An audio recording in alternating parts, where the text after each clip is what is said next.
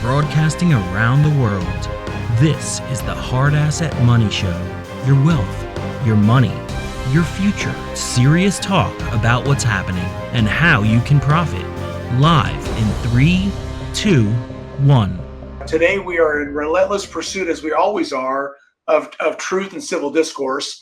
We're privileged to have an ongoing series today with Christian and Mandy. This has been a very, very important data that we're learning, we're exploring, we're learning from, related to them. There's a lot of emerging and breaking information that we'll be sharing that will stand the test of time and that we can share in the weeks and months ahead and arm and equip our networks to take appropriate action. So with that, Christian and Mandy, I'm going to turn it over to you and we will get going. And so you are on. I'm going to be in muted session, but I'll be here to navigate and share screens for you. So just give me some direction and I will be glad to do that. This podcast is brought to you by Hard Asset Management. We have the guaranteed lowest prices on all precious metals and rare coins. Call us at 844-426-4653. That's 844-426-4653. Today's show, this is going to be really important because we've seen what, over the last couple of months, what's been transpiring in a couple different areas. Let's talk about the first one first.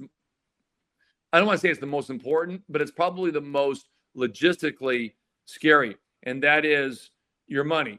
We've seen bonds now, Treasury bills, we'll call them bonds for short.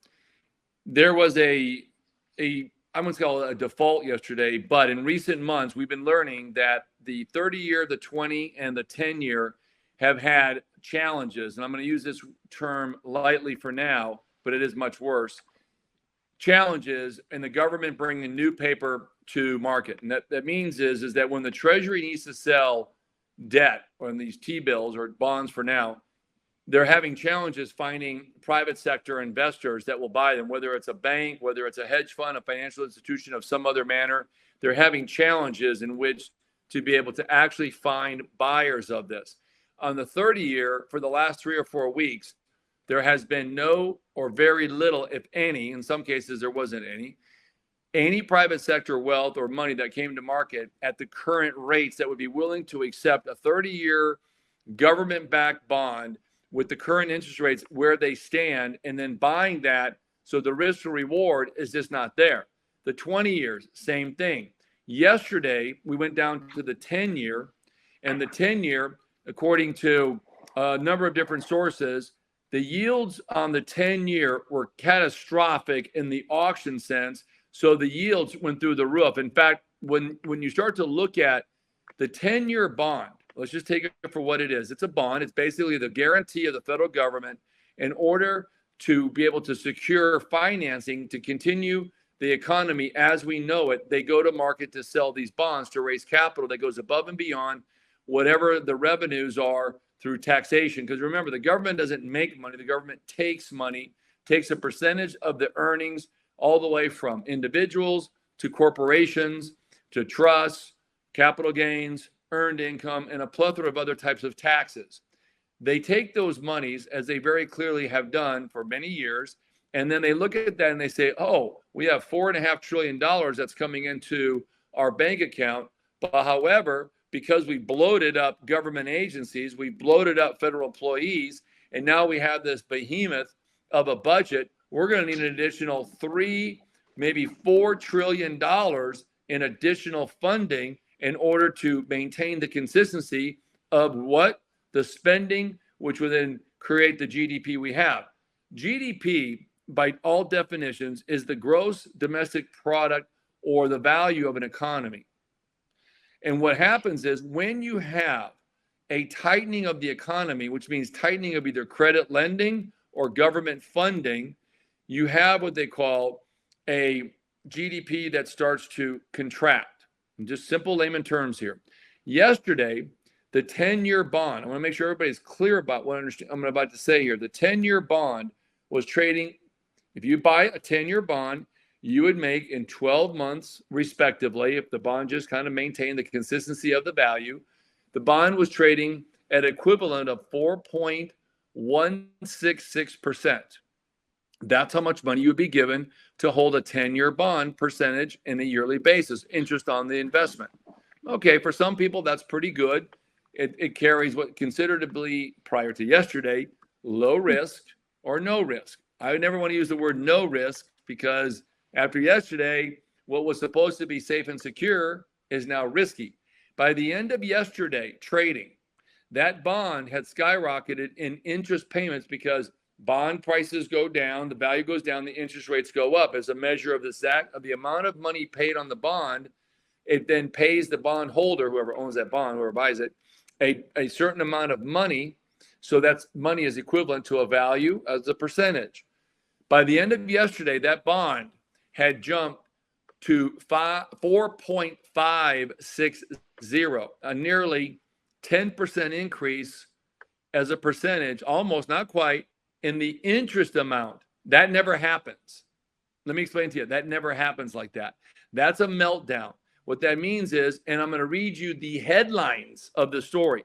Yields soar after catastrophic 10-year auction shocks with third biggest tail on record. The tail means the amount of money that the Fed, which at the time buys the bonds, the Treasury issues them. So we're not sure if it was the fear of the Federal Reserve not having liquidity at some point, or the Treasury running out of liquidity as well and having the inability to sell bonds. It's a little bit of both. So basically, investors were like, no, we're not taking that bond at that 4.166%. No, we're not doing that. At 4.56, it barely found buyers, and it continued this morning, and then it leveled off this afternoon. I want to make sure, and I'm going to bring Mandy in on this in a second here, but I want to make sure people understand gold, by absolute fundamentals, is a contrary dollar, contrary to economic growth, in a sense. It usually goes down when interest rates are going up. And when I say it's a contrary to economic growth in a sense, or economics uncertainty, it's not a reactionary metal. It works contrary to many things, but it's a proactive commodity, extremely proactive, in that it goes and moves in a direction prior to a catastrophic event. It moved starting months ago from around 1650, 6-8 months ago, to now almost today. We're up another $49 on the spot market to just hovering under $2,400 an ounce. This is a catastrophic event that gold tells you is still coming. The market settled down the bonds a little bit today, and what does gold do? It skyrockets almost another $50, and silver was right there with it, moving up as much as about 2.25%, Dave. This is what Mandy and I have been working on in DC this week when we went there and we presented to a number of hedge funds, as well as private equity, family offices, at a Senator Hagerty's event prior to his panels on Monday. And we told people that morning, there is a catastrophic event coming in both the economy and the debt market. Dave, that catastrophic event was yesterday. Nobody used the words catastrophic unless it's something of imminent peril. Imminent peril. Mandy, why don't you kind of let everyone else know, and I'll let you take it from there, because I think this is not just the agenda of the left to destroy the dollar, and we'll come back to the BRICS part, but I think it's also part of climate change, and they're destroying areas of the economy to force people into green revolutionary technologies, Mandy. Well, what the left is really good at, unfortunately, and this administration gives them free range and works with them in many ways. And a lot of the left is in some of the highest levels of our government today, is they see a problem, they let it fester into a crisis, and then it gets so big that the only solution, or the only entity big enough to come in and quote unquote fix it, I'm air quoting in case you can't see me, is the federal government. And they always do this by virtue of expanded control for the federal government and reduced independence and freedom for the individual. And I saw this happening with climate change. You saw it time and again under the Obama administration. They had something, it really was ratcheted up in 2014 with something called the Climate Action Plan. I was a Senate staffer at the time performing oversight of these various actions, but it was very clear that whatever the problem is, the solution from the left is always the same. Now, fast forward to today and what Christian is talking about. We see this coming. There are problems with the foundational aspects of our economy right now. You see it in the markets. You see it with various outlooks. If you know how to track these numbers like Christian does, it's very obvious.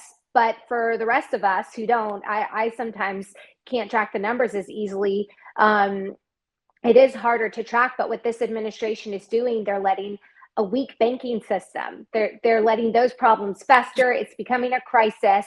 And at the end of the day, this potential downfall or of our economic system as it currently is an opportunity for the left to restructure what the dollar is, who controls the value, and how we, the individuals, transact or don't. The Hard Asset Money Show will be right back after a word from our sponsor. Let's take a look at how the rare coin market has skyrocketed in the past 2 to 3 years, specifically proof gold, and how their performance has done after Christian Briggs, CEO of Hard Asset Management, put an immediate buy recommendation in late 2019 on United States proof gold. Specifically $20 St. Gaudens gold pieces, $20, $10, and $5 Liberty proof gold, and $10 and $5 Indian head proof gold. A 1933 $20 St. Gaudens grade MS65 was valued at $6.5 million in May 2021. Today, it is valued at $22.5 million. An 1864 $20 Liberty head DCAM Proof 67 was valued at $1 million in October 2021. Today, it is valued at $2,750,000. So thank you, Mandy. And then Christian, back to your earlier commentary. I was on a conversation earlier today with somebody who's a very astute financial expert. And they basically were critical of some of the commentary because they were saying, well, why isn't this information broader? A lot of this information is public. It should be known. A lot of the talking heads on TV would be discussing it. So you're out in front of the pack. I mean, you're taking risk by doing this. You're taking risk because you don't need to be doing this. So what is it that you're seeing? And then what is motivating you to sound the alarm on this, Christian? Well, the motivation comes very clearly, is that for people that have worked for ages, and we've all done it for our own lifetime and for the last couple hundred years, thousands of years, I guess, if you want to go back to times when people worked very hard and it was very challenging in various societies, cultures, if you will, to be able to build wealth and accumulate wealth and to have something to show for your efforts. There's an old proverb, where there is labor, there is profit. And I was trying to put together, what would be something that we could do that would help. I'm in a sense, almost kind of like, how does people today get ahead in light of inflation, taxation, devaluation of the dollar? What is it that could help rescue great people? And it's all members of faith or no faith. It doesn't really matter. It's not a faith-based that we do this. We do this because we want to. And so when we started to look at these things, I did about 4 years ago, started to reflect on some of the policies that Trump would talk about, that if the left wins, which obviously they're now in the administration, they're in the position of power and authority to create a whole new culture and dynamics with policies that are completely opposite of maintaining the consistency of, one, the Constitution, adhering to that, two, maintain a open, free market society and business of capitalism. It's so far left now that I want to say it's extreme left. It's not. It's like the hands of the clock are going now backwards. I mean, it's completely counterclockwise and counterproductive to be able to take what the left is doing and say that they're trying to actually reshape capitalism. They're not. They're destroying capitalism. They want hardcore socialism. They want communist light, in the terms of another hedge fund manager in recent days. He called it communist light, to be able to take wealth away and to redistribute it, not from the people of equal, but the people at the very top. So by getting this message out, we're trying to understand where we can talk to it in layman terms, or talk to it in such a way that everybody can understand. If you're looking at what's happening through a very clear, non-distorted lens, this is Marxist. This is not a redistribution of opportunities. This is a outright wealth confiscation, distributed up, not over, not under, but up to a handful of people. By thus, the Great Reset is resetting wealth inequality by wealth confiscation. And if I didn't know this to be an absolute fact, I would not quote many of the WEF members, or World Economic Forum former members. You will have nothing and be happier. In fact, they wrote a book on this thing, The Great Reset, which is the resetting of wealth inequality on a global basis. And how many members, whether it's organizations, current and former heads of state, CEOs, or people of industry, power, and authority, are members of this organization with the belief that they can create a greater utopia through wealth confiscation and equalization of all individuals, because they hold a higher, superior authority of intelligence, and that gives them, whether it's been through success of politics, success of wealth creation, or intellectual wealth, they have been able to convince, this is my numbers, so don't hold me to this exact one, but my numbers as an opinion and the way I've looked at it, about 60% of heads of state in a more of a liberal environments are either current or heads of state or current members of the WEF. And thus what's happening is they got the majority of people, is what I'm trying to get to believe this thing. So Dave, what I've tried to do starting about 3.5 years ago, almost 4 years ago now, was to inform people that central bank digital currency is not about efficiency. It sure as heck isn't about safety.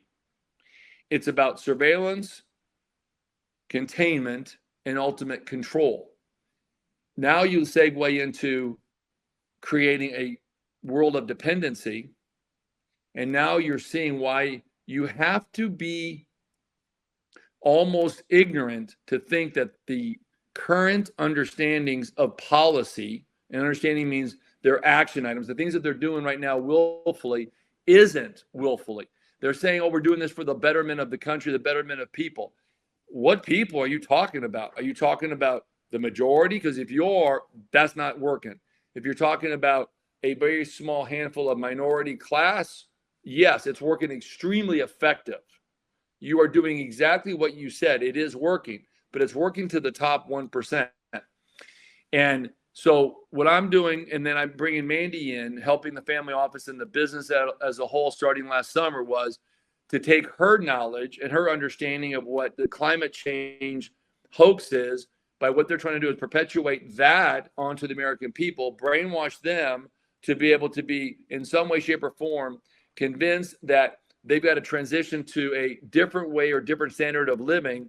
That standard of living is not constitutional. It's not the method that they're doing it. And we all know this: man doesn't change climate. If it did, why has climate been changing for thousands of years? Man hasn't had a role in it then, and it doesn't have a role in it now. CO2 comes out in multiple ways. And if you look at the percentage, the US, UK, or any more of the G20 countries, it's such a small fraction. I'm only saying this as a non-expert.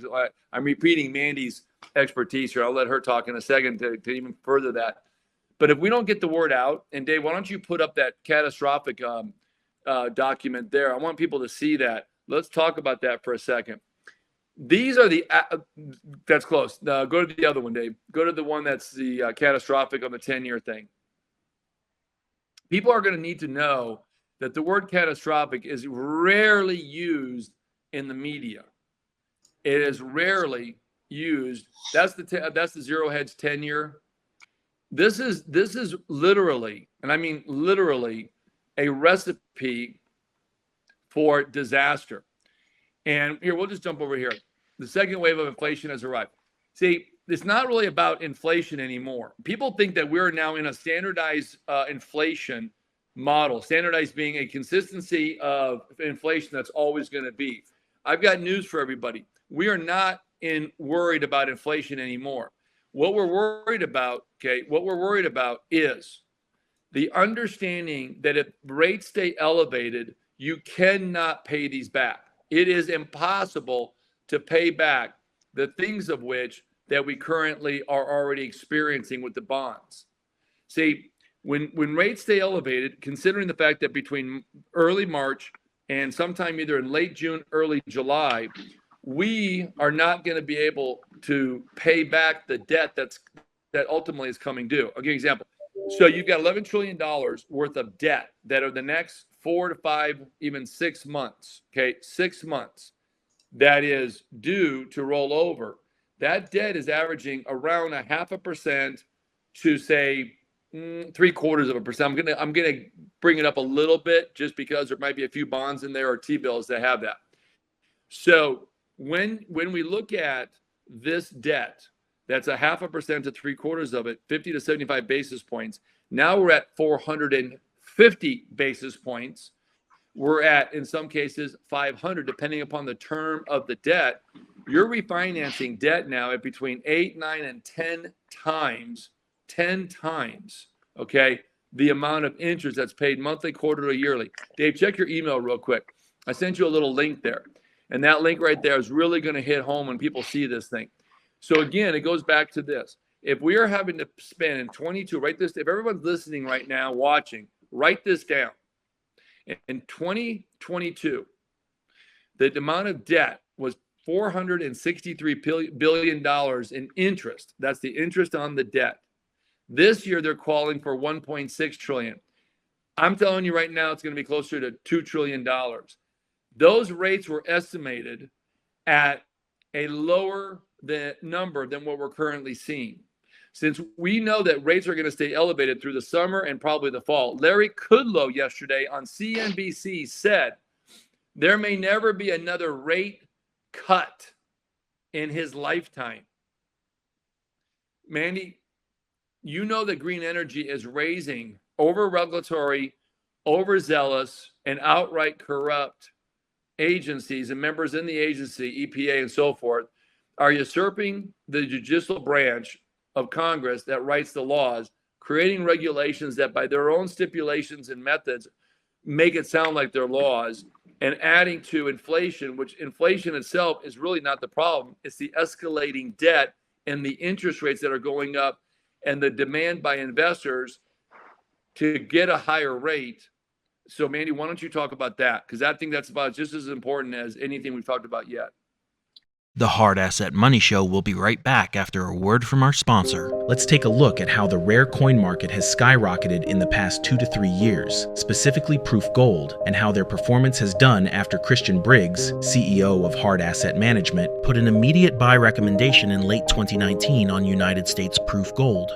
Specifically $20 St. Gaudens gold pieces, $20, $10, and $5 Liberty Proof Gold, and $10 and $5 Indian Head Proof Gold. A 1933 $20 St. Gaudens grade MS65 was valued at $6.5 million in May 2021. Today, it is valued at $22.5 million. An 1864 $20 Liberty Head DCAM Proof 67 was valued at $1 million in October 2021. Today, it is valued at $2,750,000. Well, the cost of energy, it affects everything we do. So on top of inflation, and the energy is a piece of what's been fueling inflation. There's a couple articles out there called Greenflation, which I think is a very appropriate way to characterize what's going on in this administration. But again, under the guise of saving us all from climate change, this administration has been pushing inferior technologies that are really expensive, that consumers largely do not want. Some do, but not the majority of consumers. This is electric vehicles, for example. They just finalized a rule a couple days ago where not only for light duty vehicles, so for what we, the consumers, drive around every day, your sedans, your SUVs, but they're also doing it for medium and heavy duty vehicles. And so that's your 18 wheelers, your construction equipment, the things that move goods around and perform services that are necessary for our entire economy to ultimately function. And all of this is layered on top of what I heard one economist say the other day is that every fiscal trend is going in the wrong direction if you care about a healthy economy, and digging yourself out of this debt and deficit problem that Christian has laid out so well. But layered on top of it is this green agenda that's making life much more difficult for Americans. And why? Two reasons. Because some of them are true believers of the climate change, that humans cause climate change, but really it's a little bit more sinister than that. It's about them implementing this agenda that lands control in the hands of very wealthy, well-connected people in positions of power that want to keep that power, and the people who fund them to keep them there. Your high-end Democrat donors that, if you look at who's investing in some of these inferior technologies, your electric vehicles, your windmills, your solar panels, it is some of the biggest donors to the Democrat Party, that benefit from having a mandated marketplace mandated by the federal government that forces the American people to drive or consume things that they otherwise would not. Well said. Agree, 100%. It's that bad, Dave. Dave, put that 10-year back up you had a second ago, and then we're going to just talk to you about it, because Mandy's right. What they're doing is they're driving up costs. They're making the inflation continue to grow, and you have to literally wonder, is it willful? It has to be. It has to be either that, or the consequences of their actions are not reflected in any way, shape, or form in the way they're doing it. In other words, they just don't care. The actions don't mean anything. It's the cause of climate change, and then the aftermath of that. We've got to get to zero emissions, zero CO2, regardless of anything that could happen. The consequences just don't matter anymore. So you look at this here. So you've got climate change, which is driving up energy. It's driving up everything. Period. Climate change policies. Exactly. But yeah. Exactly. It's driving up everything, because we know that it's going to collapse the economy. I heard, what did we hear the other day, Mandy? We were talking in DC to some of these, credit card delinquencies at the highest rate in history. Car repossessions. People can't pay over the last 2.5, almost 3 years, over 20 plus million homes in America no longer have the homeowner directly paying home insurance. Either they've decided to negate it altogether because they can't afford it, or two, and that's all regulatory issues. Insurance companies live and by the standard of regulatory, okay? Whatever the rules are set by the state or the federal government, mostly the federal government in this case, they live and by that. That's good right there, Dave. Let me show, everyone needs to see this. This is so important. When you look at this and you see the foreign bond buying, it's just not there anymore. The Fed had to step in and do something to quickly buy these bonds. When they did that, it brought a little bit of reassurance back to the market. And so there's been some more bond buying today. So we've seen the market stabilize. It didn't get back any of those interest numbers. It just stabilized. But what's happening is the over-regulatory burdensome of the EPA, FDA, I don't care if it's another agency that goes far, that goes right, it doesn't matter. They're creating an inflationary marketplace that is forcing the rates to stay high and pushing up and elevating interest, or just the bonds are getting crushed. This is going to continue. Gold is up almost $50 today. Again, I'm going to go back to a standard and understanding that gold is a proactive measure of a collapse or a catastrophic event, which is what we had. Title of this, headline of this, boom, catastrophic. So what we're looking at right now is a default that is going to happen. There is not going to be a way to pay back $40 trillion, which right now, by every measure, is where we're going to be at a minimum in the next 12 to 13 months. The question is, will interest on the debt be greater in the next 2 years? So you can't have a default after that. It's going to be before that, because in 2 years from now, we could literally be paying interest on the entire U.S. debt that exceeds the entire revenues, or just close to that number, of the United States government. Somewhere between 3 trillion, could be as high as 5 trillion. It depends on how much they accelerate a socialism economy. Socialism economy, or economy that's based on debt funding is not sustainable. Do you know that the unemployment rate in France is almost 20%? Do people even know that? 20%. And yet Macron thinks that the economy over there is doing quite well. The standard of which socialists think of an economy where you have 20% in France, 20% in Spain, 20% in Italy. All these countries are very consistent. Nobody who has to work because you get a handout.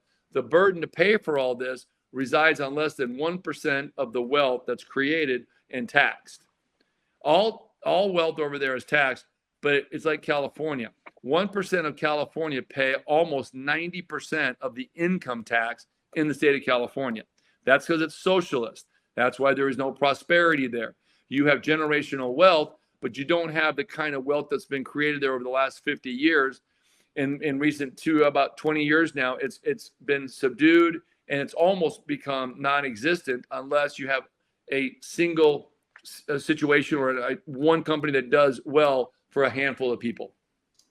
So what's interesting to me, Christian, I love everything you just said, but it stifles innovation because I mean it just keeps it down, and then it keeps everybody's life lifestyle at a place where they can't grow it, right? And so the strength of the United States of America has always been the middle class and the capability for people to not be in a class, if you will, but they can move up in their mobility. So I think that's a lot of what you're saying, right? In other words, these policies are going to be very detrimental, maybe not necessarily and exclusively to us, but to our children and children's children and beyond, if that makes sense to you. Can you articulate or elaborate on that? Sure. And it's a sad thing when you have to elaborate on something like that, because you're taking from, well, your taxation is always twice, no matter how it works. You tax when you make it, you tax when you give it. And in Europe, generational wealth is the only way that you maintain families with something. And wealth is defined at different measures. I mean, it could be $100,000, it could be $100 million, it could be $1 billion. When you have nothing, everything above zero is wealth. It's certainly the measure of which it goes above and beyond what you have personally. And generational wealth here is, I would think, 3 million, 2 million, 5 million. I mean, that's a lot of money. In Europe, I think a few $100,000 is considered a lot of money, because very few people come out of Europe with brand new titles called billionaires. Success stories are rare in Europe. Success stories in Europe are basically somebody inherited a great deal of money and grew it. And that's a success story. Nothing wrong with it, growing something you're given. They always say with great wealth comes great responsibility. And I've always been very respectful and always a big fan and cheer the guys who succeed in every category, whether you've made it from something nothing or you've taken something you were given and expanded that into a greater value. I've always been a big champion of that.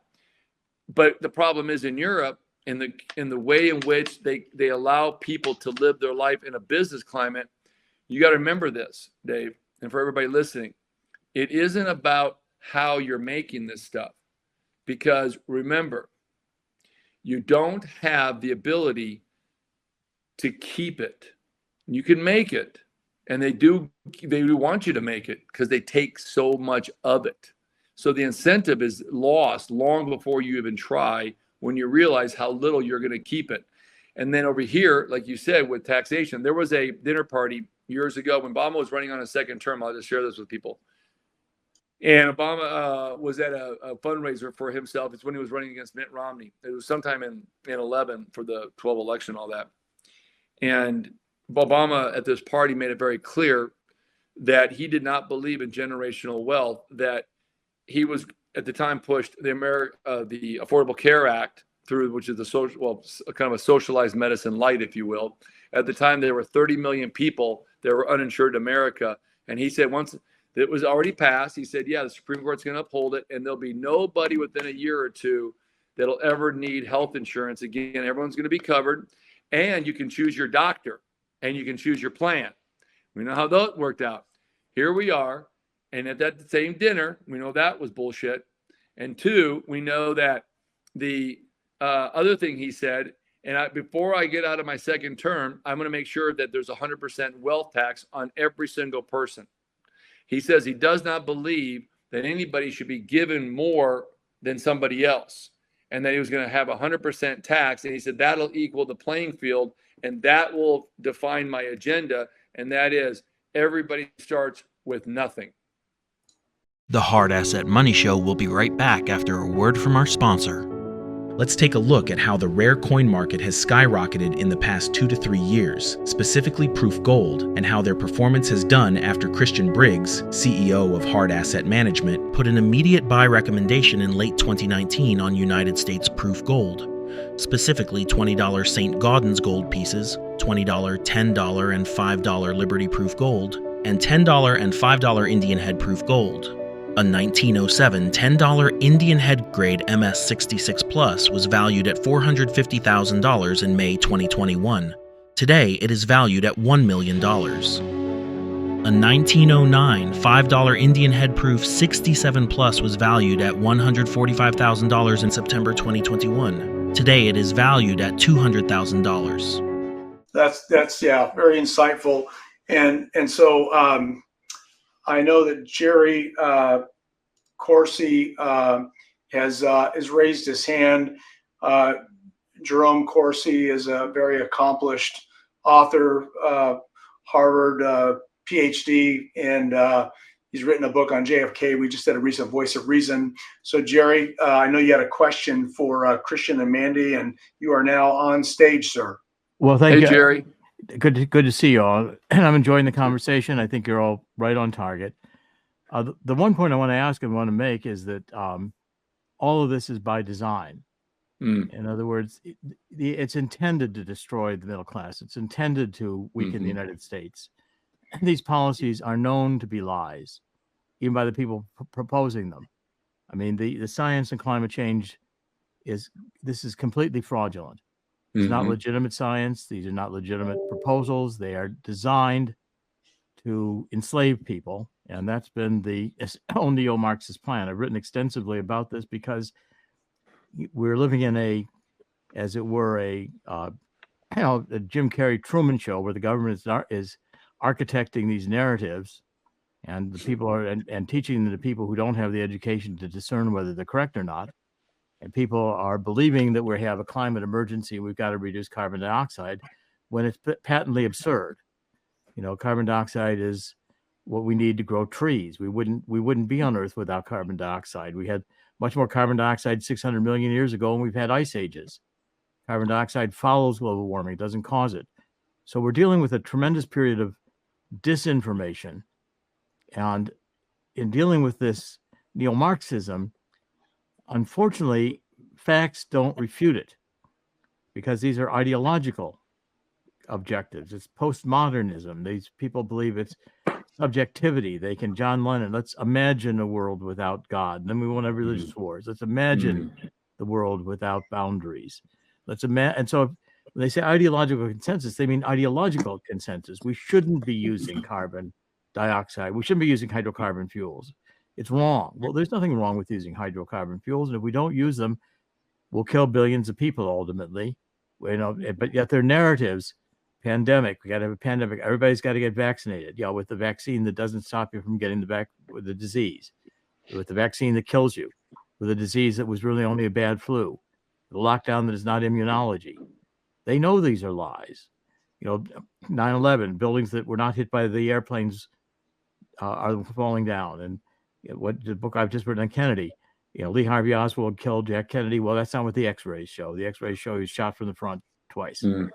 Okay, so this is an ideological battle, and it's a spiritual battle, and the economics are going to wake people up to some extent, but in the process, it's also architected to enslave us. In other words, okay, central bank digital currency. Well, your social credit score, we don't like what you're thinking. Your money's taken away. All the different things being architected. If people don't comply, then the non-compliers are going to be the ones who are damaging us. The ones who don't get vaccinated, they're the ones who are going to make us sick. So we're dealing with very carefully architected psychological operation with the deep state, the CIA, and to beat this thing, it's I want to know what the strategies are to beat it, because my thinking is it's going to have to be fighting a psychological battle and fighting a religious battle, spiritual battle against these people. We're only going to win a spiritual battle. We're not going to win the facts and figures battle because they don't care about what's true. Yeah, thank you. That's a great question, Jerry. I'm going to toss it over to you, Mandy, especially because you were a leader at the EPA, and so maybe you could address that and then toss it over to Christian. Great question, Jerry. Thank you. Yeah, Jerry, I mean, really great points. You get it. And this is when you're in Washington, D.C., and you're raising points, legitimate points to push back. And when the other side, they resort to personal attacks of the individual and not the policy themselves, you know you're on the side of right, because they have no rebuttal to the points that you know as well and so eloquently raised just a second ago about why they're pushing these climate policies. This is all about control, and it's controlling a smaller population. So the truth behind the Green New Deal agenda, they put this snazzy title on it, is to produce a future of energy scarcity, not energy abundance. And when you have a future of energy scarcity and you aren't using resources like fossil fuel energy, coal, oil, and natural gas that are a gift that we not only know how to use responsibly and safely, but efficiently, and how to restore the various places we extracted from the earth into the position that land was prior to going in and trying to remove it for various reasons that benefit all life. But nonetheless, the Green New Deal's agenda, they want a smaller populace. That the root of it is population control. And by creating a future of energy scarcity, either the energy that is needed doesn't exist, or it's so expensive, it's only available to those who have the high enough social credit score that they can actually earn it.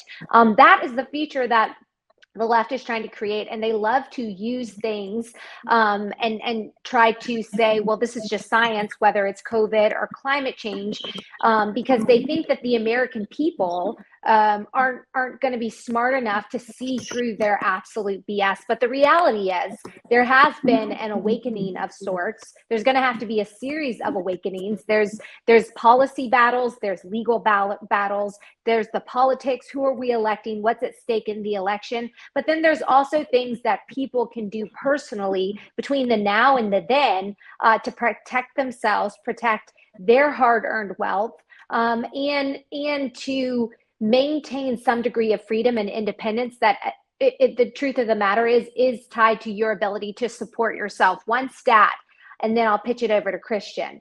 Today, 73% of Americans are living paycheck to paycheck. And the only reason that number is so high is because it is by design of the policies being pushed by this leftist administration. But Christian, I'll pitch it over to you because you have some really great perspective and context on all of this. Thank you, Mandy. Appreciate that. So Dave, why don't you put up that one link about the destruction of the dollar? Let's just talk about that, how they're coordinating effect. And by the way, Jerry was right. And thank you, Jerry, for that, what you said earlier, because brother, you were right on the money. This is by design. You know, everything is by design.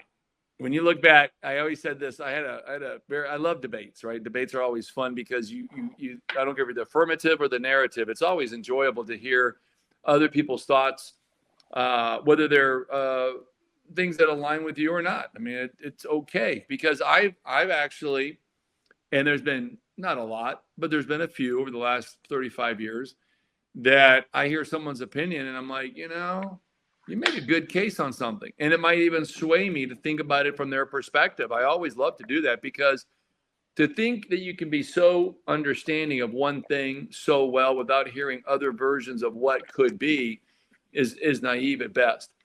But Jerry makes a good point. It's by design. Mandy makes great points about the climate change hoax, and we know this. I will tell you that a number of weeks ago, a U.S. Senator, and I know many of them, so I won't narrow it down to the one, said that when he was recently, I don't know what that means, 6 months or 6 days ago from the time he told me, I don't know, but he said that John Kerry in a closed door meeting more than once has said, this is John Kerry, I don't believe in climate change.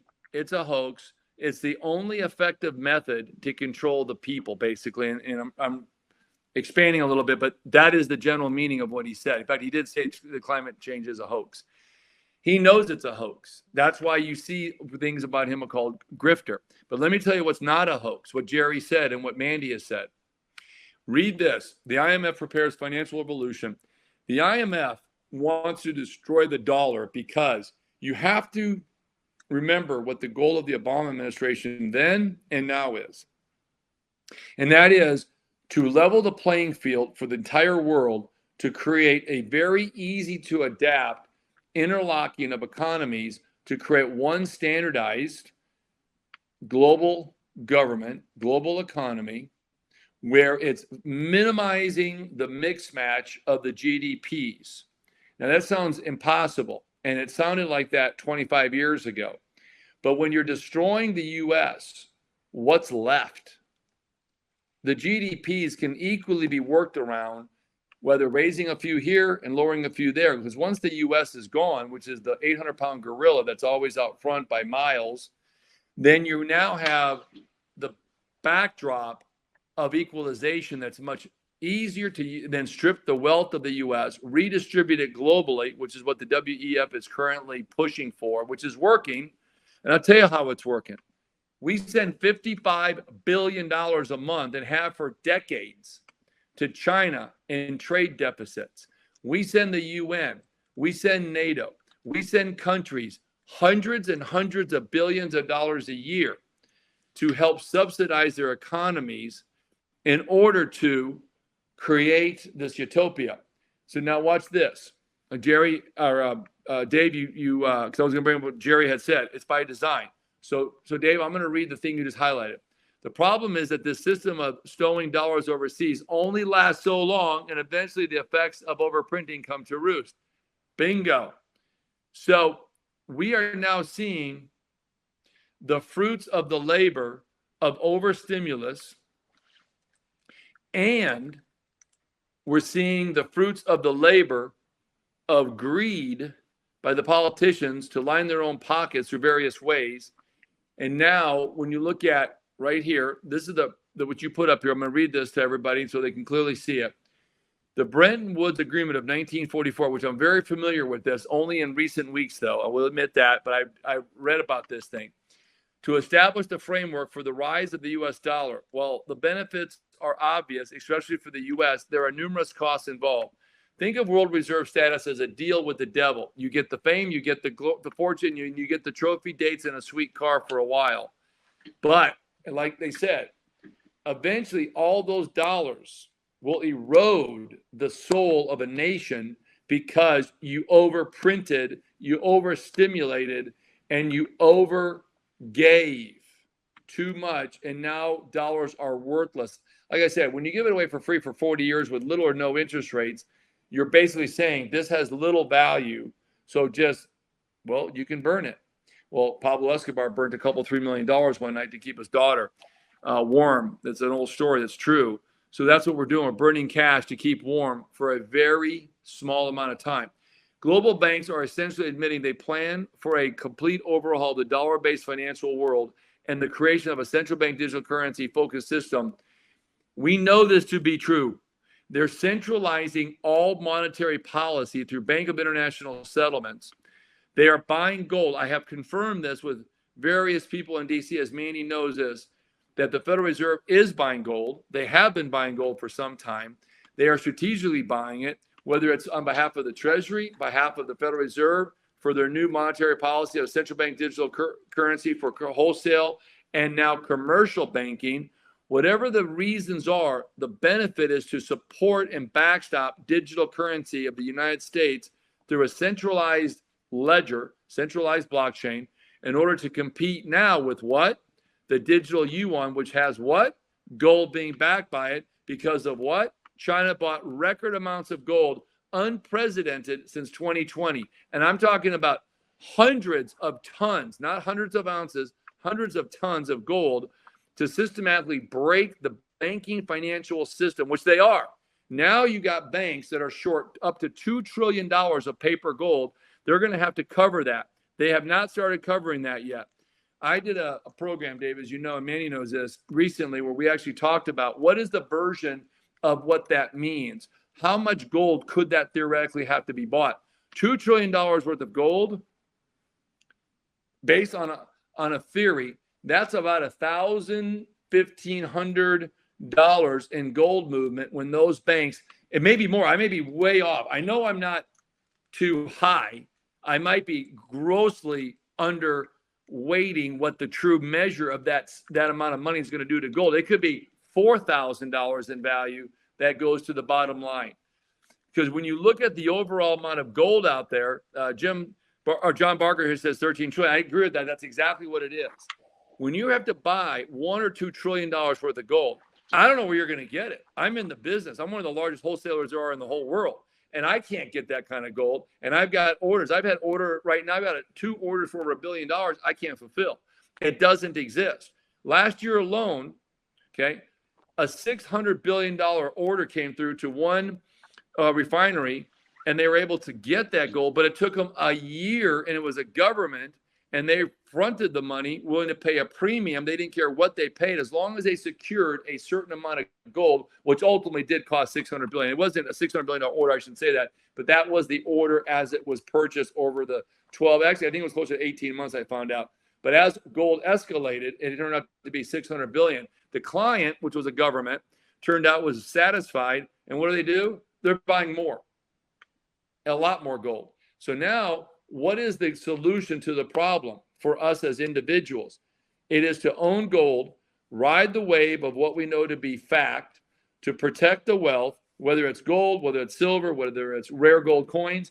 Everything is moving up because dollar decentralization, where dollars were the centralized use of monetary policy globally. We know petrodollars are now becoming less and less. In other words, dollars being used in the petrochemical and or commodity business globally, localized or based on country purchases or localized currencies are now taking the place of the dollar. We know this to be fact. So when people ask, what can I do to be able to protect the wealth? Well, we know what the virus is. We know what the solution is. Solution is protecting your wealth with what is true money, and that is gold, silver, and other types of hard assets, but certainly centralizing on those two first and foremost. And for people, David, you know people, we've talked about this, and they bought a lot in the last, 3-4 months. Some of these people are up 20% in the last 90 days, 20%. Now, I know this to be fact. Equities aren't going to go up another 50% over the next 12, 18 months. That's not going to happen. Bonds are not going to go up 50% in the next 12 to 18 months. And real estate is definitely not going to go up 50% in the next 12, 18 months. It leaves one thing, precious metals and rare coins. So when the solution is asked, that's the solution that's given. So